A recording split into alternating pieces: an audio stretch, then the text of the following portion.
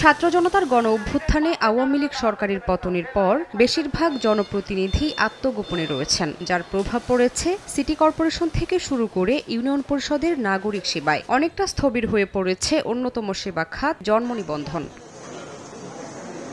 Chairman, councillor ও UP সদস্যরা আত্মগোপনে যাওয়ায় বেশিরভাগ পৌরসভা ও ইউনিয়নে অচল অবস্থা বিরাজ করছে। জন্ম নিবন্ধন করতে এসে বিড়ম্বনায় পড়ছেন অনেকেই, এমনকি কোথাও একেবারেই বন্ধ কার্যক্রম। অনেক ক্ষেত্রে ইন্টারনেট ও সার্ভার জটিলতার অজুহাত দিচ্ছেন কর্মকর্তা কর্মচারীরা। SMS আসছে বুধবারে, আমি আসছে আজকে রবিবারে, তাও বলতেছে যে আমাদের কাগজ আসেনি। যে জায়গায় আগে পাইতাম 5 দিন, এখন 1 মাস লেগে যায়। জন্ম নিবন্ধনের একটা ইউজার আইডি ব্যবহার করা হয় সচিবের নামে আর একটা চেয়ারম্যানের নামে।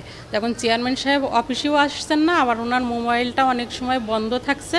সরকারের কাছে একটা আবেদন যাতে এই কাজটা দ্রুতভাবে যাতে নেওয়া হয়। ডিজিটাল বাংলাদেশে আমরা প্রবেশ করছি, আমরা চাই অতি দ্রুত এটার একটা দ্রুত নিষ্পত্তি করা। সার্ভার বন্ধ থাকার কারণে 4-5 দিন মানে আমরা কিছু কাজ করতে পারি নাই, কিন্তু পরবর্তীতে ধীরে ধীরে আমরা চাপটা কাটিয়ে উঠে এখন আমরা নিয়মিতভাবে কাজ করতেছি। অনুপস্থিত চেয়ারম্যানদের তালিকা প্রণয়ন চলছে জানিয়ে স্থানীয় সরকার বিভাগ বলছে, জন্ম নিবন্ধন সংক্রান্ত সমস্যা সমাধানের চেষ্টা চলছে। যে সকল ইউনিয়ন পরিষদের চেয়ারম্যানরা ইউনিয়ন পরিষদে আসছেন না অথবা দৈনন্দিন যে সেবা দিতে ব্যর্থ হচ্ছেন, তাদের তালিকা আমরা চেয়েছি।